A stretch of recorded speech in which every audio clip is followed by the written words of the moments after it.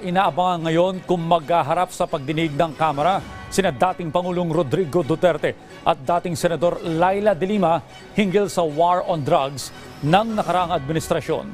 Kahapon ay inimbitahan ng mababang kapulungan ng Kongreso ang dalawa kasama si Senador Ronald Bato de la Rosa, si Mela Lesmora sa sentro ng balita.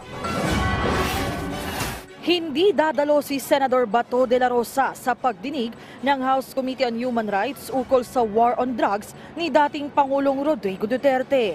Kahapon, nagpasya kasi ang komite na ipatawag na rin sina dating Pangulong Duterte at Senador de la Rosa para marinig nila mismo ang hinaing ng mga kaanak ng namatay sa drug war. Tulad na lang ni Jennifer Padlan, anak ng isang lalaking nasawi sa ilalim ng programa na napagkamalan lang naman umanong sangkot sa droga. Hihingi siya ng tulong.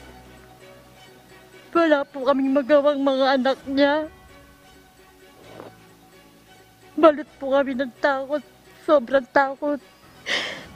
Pagkaran po nun, nakarinig na po kami ng maraming putok. Much as I want to give courtesy to the former president and the Senator Bato de la Rosa, because of the gravity of the testimonies of these victims, they should face these people and hear the complaints. Perhaps what I'm saying is perhaps the former president would look into his own heart and realize what he has done in the past 6 years.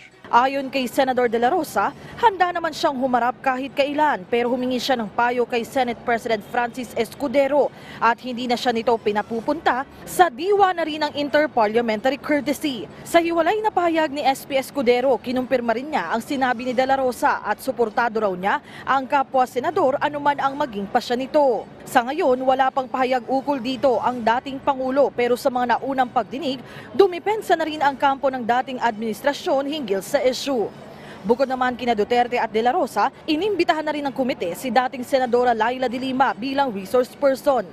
Sa Punto de Vista segment ng Rise and Shine Pilipinas, tinalakay rin ni Professor Antonio Contreras ang sitwasyon ni de Lima kasunod ng kanyang tuluyang paglaya matapos makulong ng matagal sa ilalim ng dating administrasyon.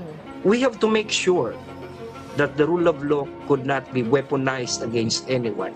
Just because you don't like that person, just because that person is against you, is your political enemy or your political critique.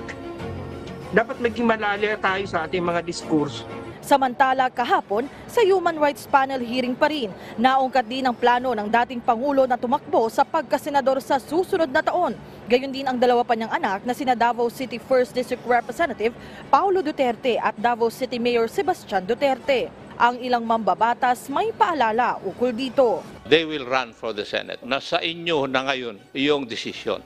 Akin po suportahan ang sinabi ni Congressman Ako. Maganda na po tayo sa next election. Huwag nating hayaang manalo ang mga politiko na hindi naniniwala sa human rights. Kinakailangan po ang manalong politiko merong compassion sa mga Pilipino. Mela Lesmora para sa Pambansang TV sa Bagong Pilipinas.